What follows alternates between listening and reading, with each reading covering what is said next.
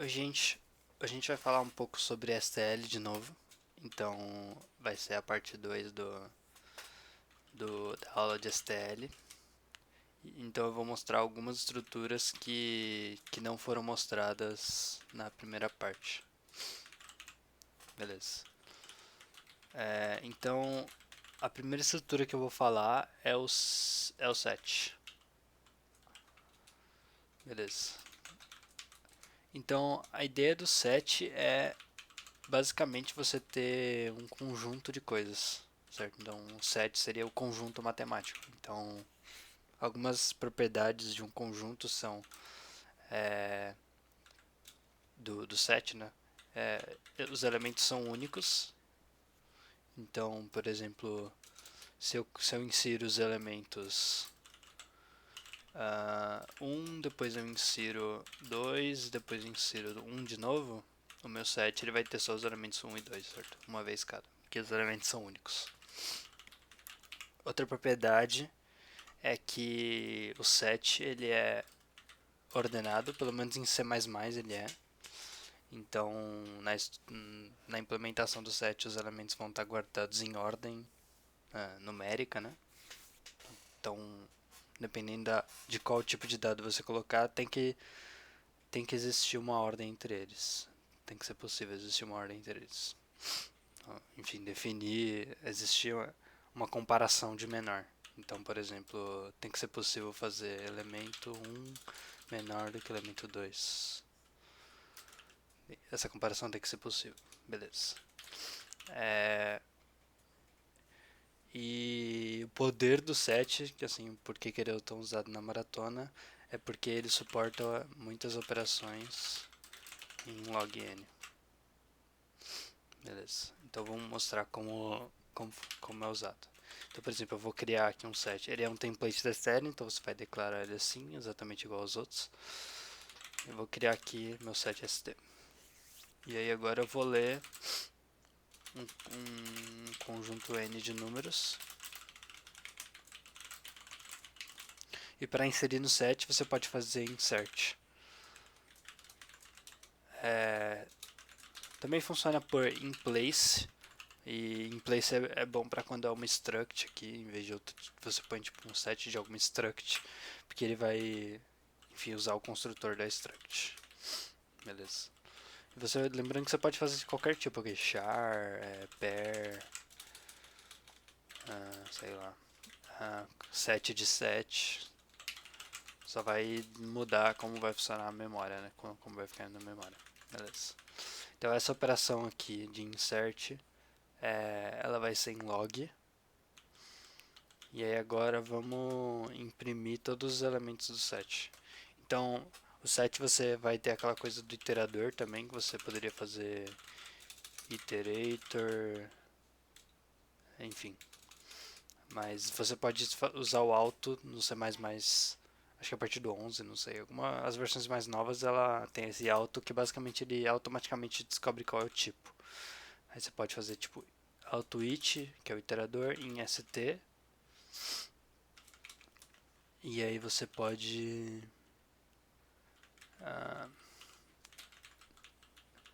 dá pra fazer assim também. Int em st, cout it. Que aí ele vai imprimir todos os inteiros que estão dentro desse set. Então vamos testar aqui.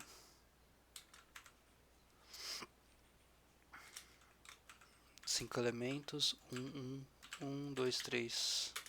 Imprimiu 1, 2 e 3. Certo? Então, mas por enquanto essa parece só ser uma estrutura que é bom por ter elementos únicos, mas não é só isso, né? Tem algumas outras coisas. Então a primeira coisa que eu acho que é uma das mais importantes, assim, que a gente mais usa, que o set é tão poderoso para isso, é que você pode buscar elementos dentro da estrutura em uma complexidade boa. Então, por exemplo, digamos que eu inseri esses elementos e agora eu quero procurar um elemento y. Quero saber se ele está lá dentro. Então, eu tenho duas operações possíveis. Eu tenho o find, que ele me dá o iterador do elemento lá dentro, ou end, se ele não está lá. Então você pode buscar, e aí a complexidade disso é log n. E você também tem st.count, que é me dá 0 se o elemento não está lá, e caso contrário. E os dois são odd log. Então eu poderia ler esse y e, por exemplo, se count de y, cout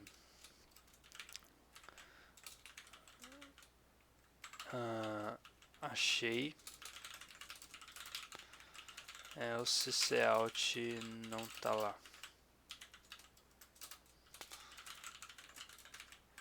Por exemplo, se eu inserir 1, 2, 3 e procurar o 5, não tá lá, mas se eu inserir 1, 2, 3 e procurar 4, também não tá lá. Se fizer isso, sei lá, em outra ordem também, não importa. Você vai ver que agora eu inseri fora de ordem, mas no set vai estar ordenado. E aí ele achou 2. E eu poderia também, enfim, pegar o iterador, fazendo st.findY. E aí esse iterador vai, para imprimir o elemento eu tenho que acessar o iterador assim, né? Certo? Beleza. Então essas são as principais operações do set. Outra coisa que você pode fazer também, outra busca, é lower bound e upper bound, que também são em log, né? Então você poderia fazer, e eles também retornam o iterador, outwit igual a st.lowerbound. No caso do lower bound aqui vai ser um método. Você pode também usar a função, eu acho, também vai dar certo. Mas você pode usar o método lower bound e aí você passa só o valor aqui. E aí se o it for igual a st.end, fazer assim. Se o it for igual a st.end, quer dizer que o elemento não está lá, ele não achou.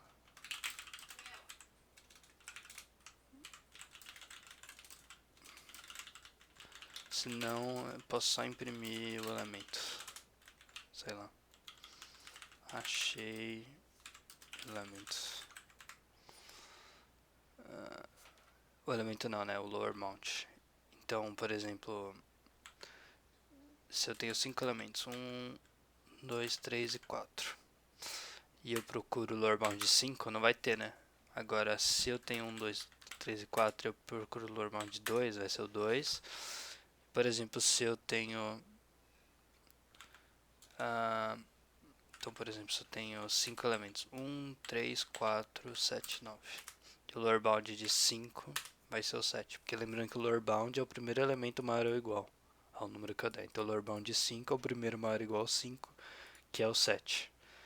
E se tivesse vários sets aqui, ou enfim, né, vários sets, ia ser o primeiro set. Beleza. E você pode fazer, a mesma lógica vale para o upper bound. Você pode fazer assim. Beleza. Aí agora algumas coisas que vão ser úteis, tipo, não são exatamente operações, mas são úteis para o set. Você pode checar qual é o tamanho do set, fazendo ponto .size. Isso é bom para, por exemplo, você quer saber quantos elementos distintos tem na entrada. Então, por exemplo, eu quero saber quantos elementos distintos eu coloquei aqui. Aí, como ele só mantém elementos distintos, você pode só imprimir o tamanho, né? Então, por exemplo, 6 elementos. 1, 2, 3, 4, 3, 6, 4. Aí tem 4 elementos. 1, 2, 3 e 4. Você pode checar se o set tá vazio, com empty, mas sei lá, pelo menos eu só checo se o size não é 0. Nada mesmo. O que mais? E você pode também acessar, por exemplo, como o set é ordenado, como que eu posso pegar o menor elemento dentro de um set? Eu pego o begin, lembrando, né, com os iteradores, o begin, ele é o primeiro, tipo um ponteiro, enfim, é o iterador, mas vamos falar que é tipo um ponteiro para o primeiro elemento. O end, o rbegin é um ponteiro. Lembrando que esse R é porque é o iterador reverso para o último elemento. Então, se eu quero acessar o menor elemento, eu pego o begin. E se eu quero acessar o maior elemento, eu pego o rbegin. Então, por exemplo, eu quero o maior desse set. Então, eu imprimo isso, certo? Lembrando que aqui eu estou acessando o iterador. Então, vamos por, sei lá, em qualquer ordem. 1, 5, 2, 7, 3. Então, o maior é o 7. Eu imprimi o 7. Beleza. Beleza. Então, vamos falar de uma estrutura parecida com o 7 agora, que é tão útil quanto eu acho. Que é o map. Então, se você já programou em outras linguagens, esse aqui é geralmente chamado de hash map. Em Python é o dict. Mas basicamente o map ele é uma estrutura que, enfim, mapeia uma chave para um elemento. Então, algumas propriedades são o map vai ser sempre nessa forma, chave elemento, certo? Tipo um par assim.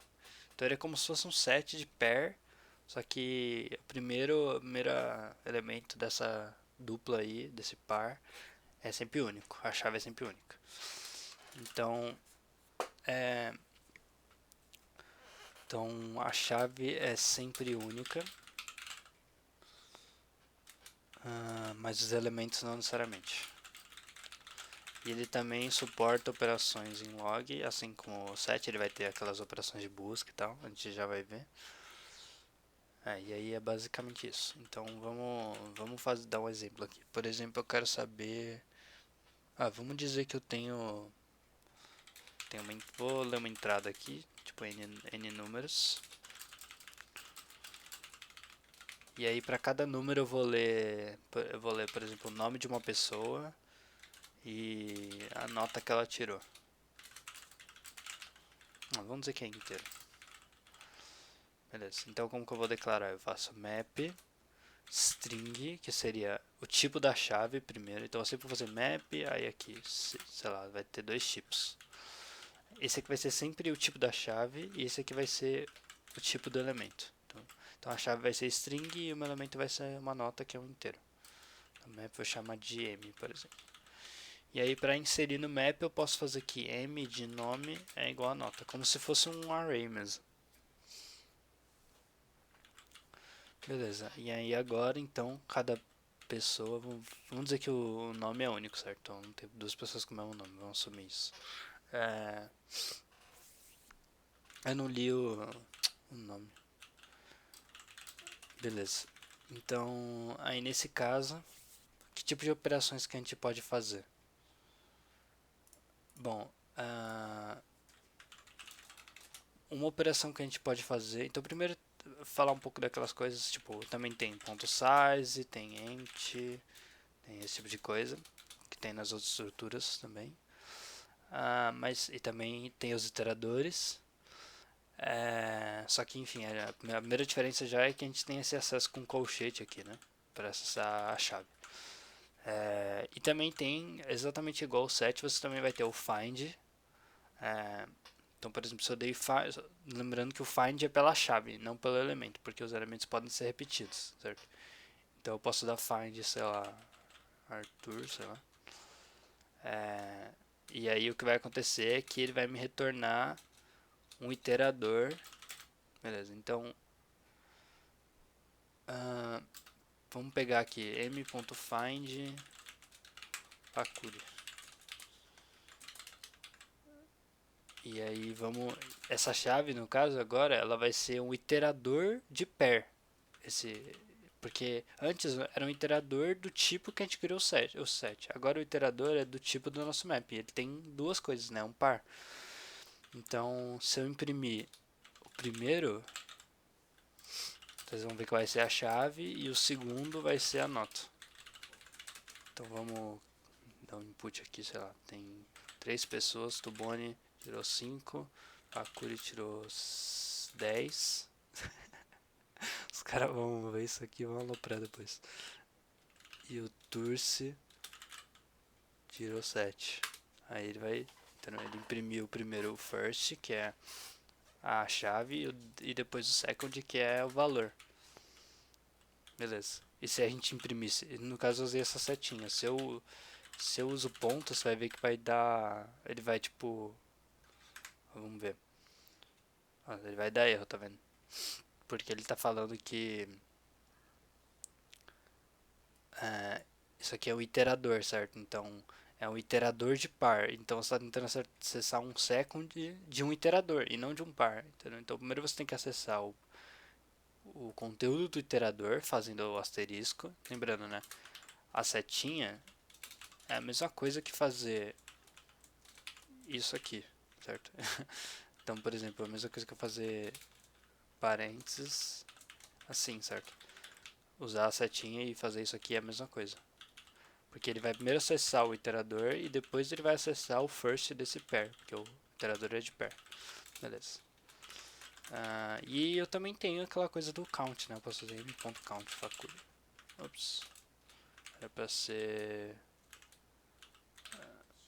entre aspas. Posso fazer isso também, por exemplo. Beleza. E uma coisa, nossa, uma coisa muito importante, eu esqueci de mencionar no set, então eu vou falar no map, mas também vale pro set.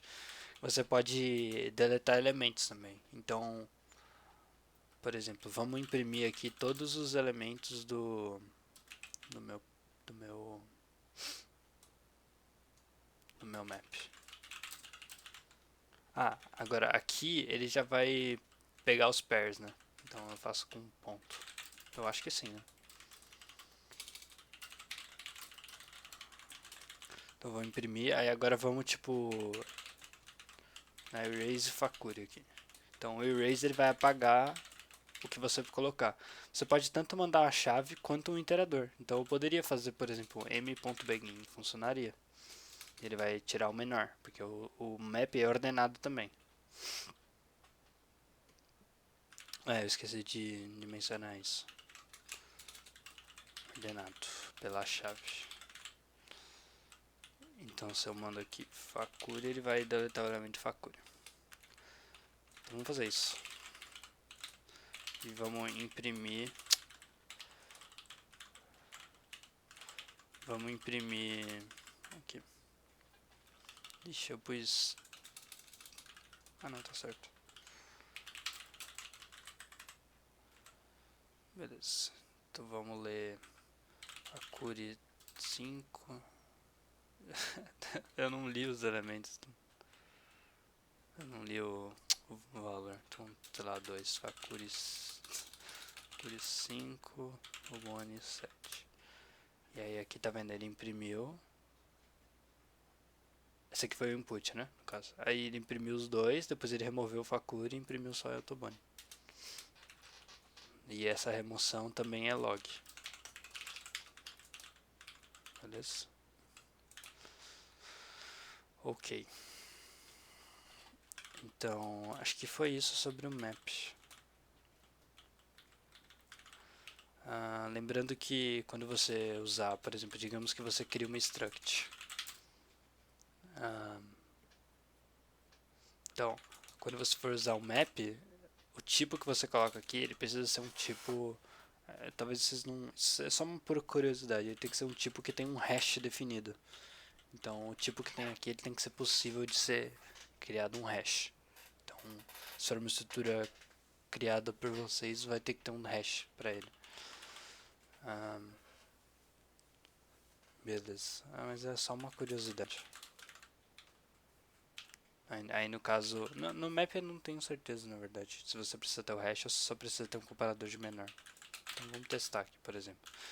Vamos criar um struct range, por exemplo. Que tem um L e um R.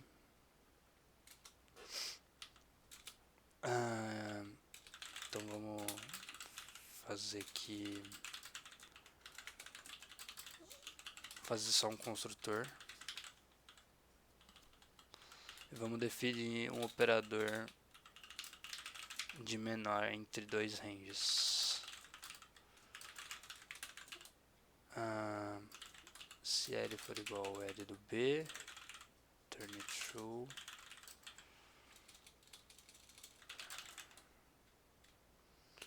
Turn R menor que... Beleza, então vamos tentar criar um map disso. Se ele deixa. Ele deixou. Então pro map, parece que você não precisa, né, de um hash. Então, se você só ter um operador, ter como comparar se uma struct é menor do que a outra, já dá certo. Mas se você, para outras estruturas, vai precisar de um hash. Acho que sim. Agora eu tô confuso. Mas acho que isso está certo. Beleza. Então vamos falar agora da priority queue.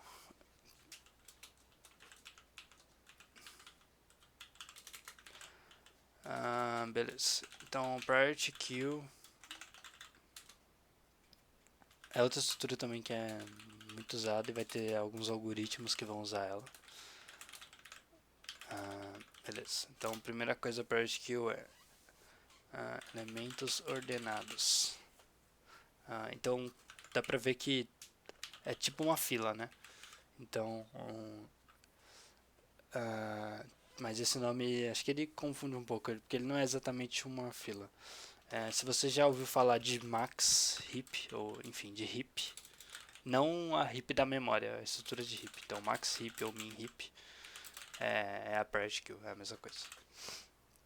Então os elementos estão ordenados, só que você só tem acesso ao topo. Então a gente já vai ver o que é o topo. Você não tem acesso ao corpo da estrutura. Beleza. Então a heap é bem simples. Beleza. Então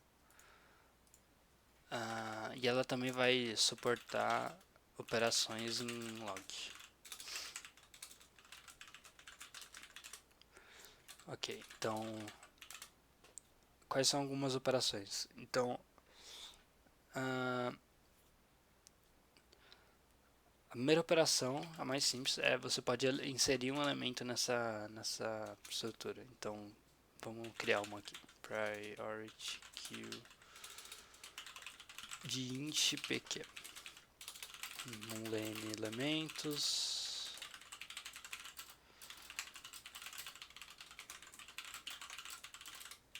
E aí para inserir na priority queue você faz um push, assim.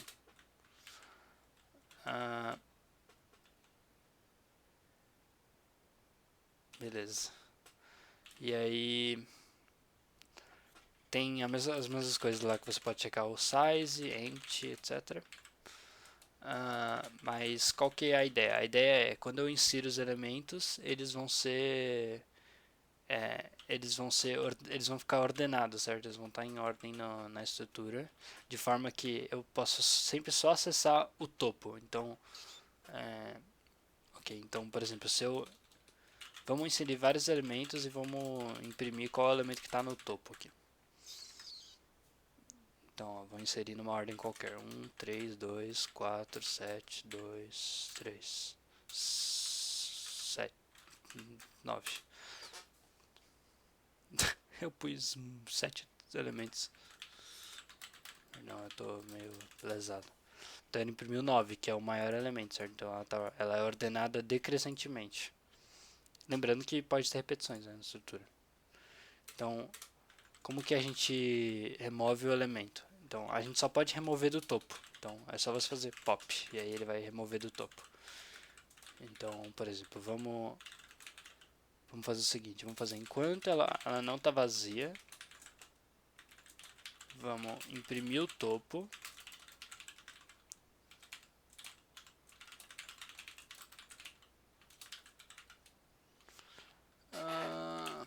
Beleza. E vamos remover o elemento que está no topo. Aí vocês vão ver que vai imprimir em ordem decrescente, porque é o que ele vai fazer. Então vamos mandar esse mesmo input.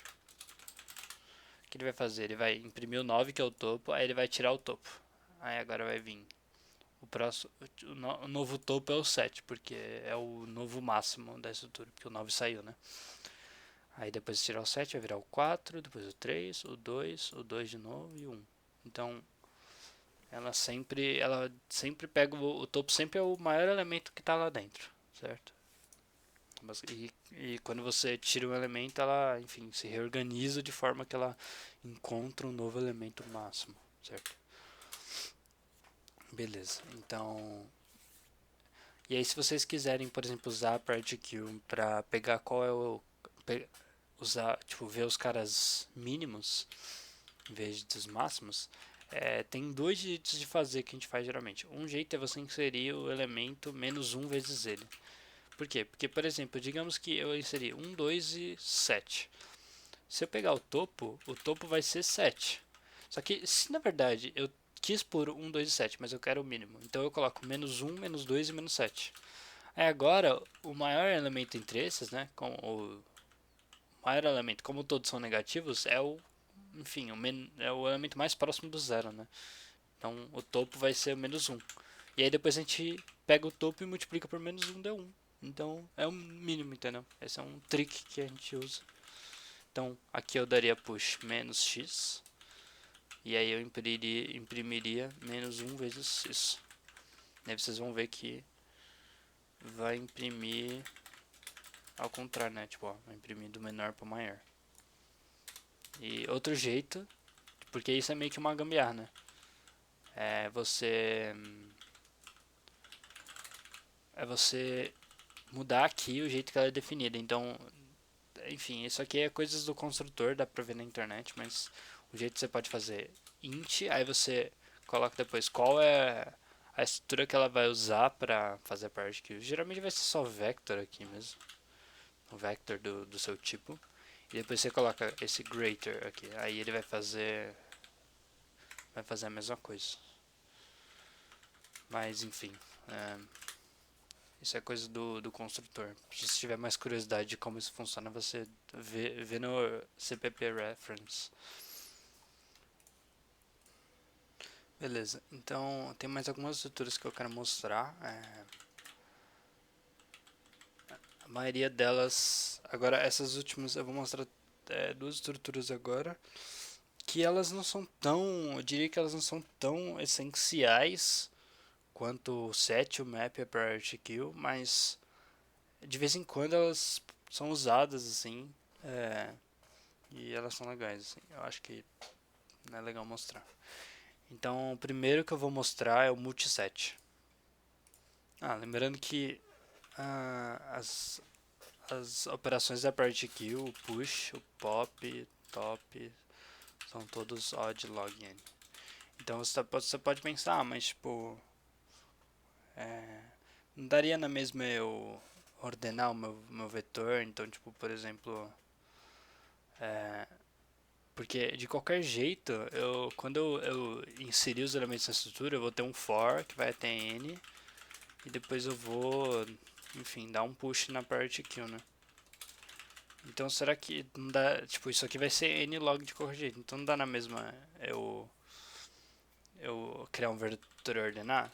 Teoricamente dá, mas o vetor é bem menos flexível, né? Tipo, a parte que você pode remover, inserir. Então, por exemplo, se eu crio um vetor v.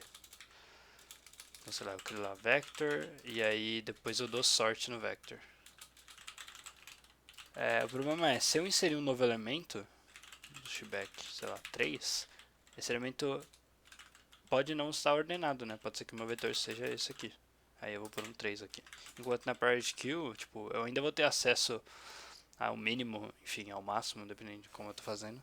E vou conseguir remover, e, tipo, mesmo que eu insira elementos novos. Então vai muito de como a criatividade de como você vai usar as estruturas. Beleza, então eu vou falar um pouco sobre o multiset agora. Lembrando que agora eu vou falar de duas estruturas que é o multiset e o unordered map, que não são tão presentes quanto o set map e priority queue, mas que também são estruturas, tipo, é bem legal saber, assim, podem ser úteis. Acho que o multiset é menos comum que o unordered map, mas enfim. Ok. Então, vamos falar sobre multiset. Então, a ideia do multiset é parecida com o set. A ideia é que você tem um set, só que você permite elementos repetidos. Como assim? Então, no set a gente tem elementos únicos. Aqui a gente pode ter quantos elementos quaisquer. Então, eu posso tipo inserir um, dois, enfim. Mas então qual que é a vantagem dele? A coisa é, você pode ter elementos quaisquer, mas você pode fazer dois tipos de remoção. Então, a remoção pode ser remover todos os elementos iguais a 1x, remover apenas um utilizando o iterador. Então, por exemplo, se eu tenho um multiset de int ms len elementos, eu não sei porque que eu não deixo isso codado já, eu apago, mania. E aí insert x, e aí depois, por exemplo, vamos remover o 2.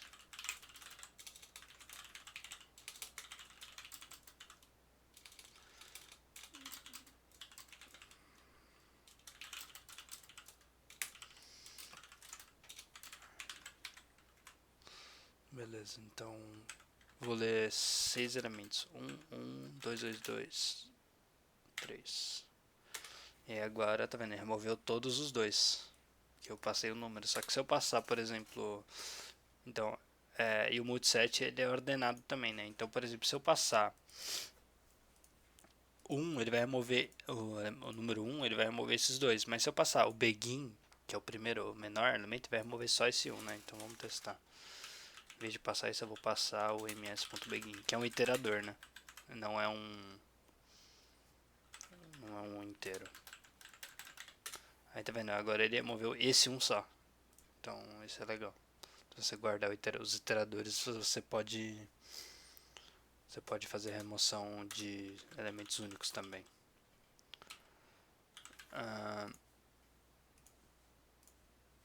Deixa eu ver. E ele também suporta as mesmas operações que a gente falou do set. Então você tem lower bound, upper bound, find, count, etc. E, e acho que é isso. Beleza. Uma coisa que eu não sei se foi mostrado na primeira aula, mas eu acho que é importante eu falar aqui, agora que eu parei pra pensar, sobre iterar nessas estruturas, né, que tem begin e end. Eu não sei se o Torce chegou a falar disso com vector, mas, por exemplo, em map você pode iterar dessa forma que você faz, por exemplo, pega o primeiro iterador, e aí você faz enquanto ele for diferente do end, que é o iterador, enfim, final, ele não representa nenhum elemento, só o fim da estrutura. Isso faz, então eu poderia iterar assim, lembrando que it vai ser um iterador de pair, supondo que isso aqui é em um map, né? Beleza. Então, a última estrutura que eu queria falar é o unordered maps. Beleza, então o unordered map ele é muito parecido também com o map, só que ele não tem ordem, né? Então, tipo, agora eu percebi que talvez eu tenha falado um pouco uma besteira, porque eu falei que o map é o hash map de várias outras linguagens, mas geralmente na verdade é o unordered map, o hash map. Em Java, se não me engano, o hash map é o unordered map, e aí acho que tem outro que acho que é o tree map, que é o map normal, enfim. Mas tipo, se você conhece um pouco sobre hash table, esse vai ser a sua hash table comum. Vai ser o unordered map. Beleza. Então, quais operações tem no unordered map? Então, a ideia do map é que você, no unordered map, é que você tem ordem. Então, o acesso aos elementos, você não tem ordem, então o acesso aos elementos é, enfim, no caso médio, odd 1. Então, o acesso com colchete, né? Então, por exemplo, map m de x vai ser odd 1, no caso médio. Mas o grande problema é que no pior caso isso é odd n. Porque o unordered map ele usa algo conhecido como hash. Talvez vocês não saibam exatamente o que é ainda, mas o hash ele é um negócio, enfim, arriscado, assim, principalmente em programação competitiva, às vezes, porque pode ser que ele não tipo, nesse caso é que é difícil dizer sem falar sobre hash em si, mas enfim, vamos só dizer que ele pode ser que seja odd n o acesso. Então eu tomo muito cuidado com usar unordered map no Codeforce, tipo, dependendo do tamanho dos elementos, não usem assim, tipo, os elementos forem tipo 10 a nona, não usem unordered map no Codeforce, porque você pode ser hackeado no Codeforce. Porque, enfim, existem alguns valores que, quando colocados, vão ficar odd n na sua busca. Se a complexidade for ficar ruim, né? Dependendo, não tem problema. Mas tipo, o unordered map ele usa hash. Se você quiser pesquisar um pouco sobre hash, aí você vai entender por que ele pode ficar odd n. Então, pior caso odd n quando gera colisão. Então, se você não estudou nada de hash, pode tentar pesquisar um pouco sobre isso. Mas, enfim, ele tem operações parecidas. Então, ele tem o find e count.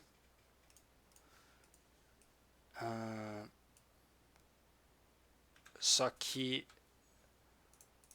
o find ele vai ser linear. Se eu não me engano, essas duas operações elas são lineares. Né, tipo, no pior caso, né? Então, meu Deus, me abandonei todo aqui. Então,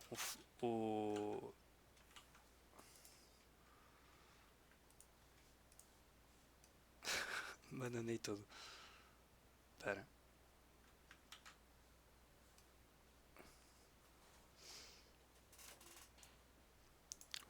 Tá, então o find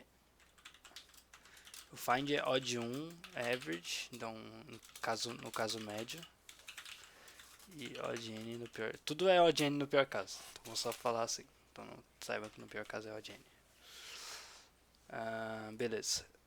Só que o unordered map, como ele não tem ordem, ele não tem aquelas operações que a gente falou de lower bound, upper bound e tal. Porque as operações de upper bound e lower bound elas usam busca binária, então não tem como fazer busca binária se a estrutura não está ordenada. Então, eles usam a mesma ideia que busca binária, porque na verdade a estrutura não é um vetor, assim, mas enfim, é tipo uma busca binária. Então, eu acho que é isso. Eu não sei se tem mais coisas para eu falar. Bom, é isso. Obrigado por terem assistido.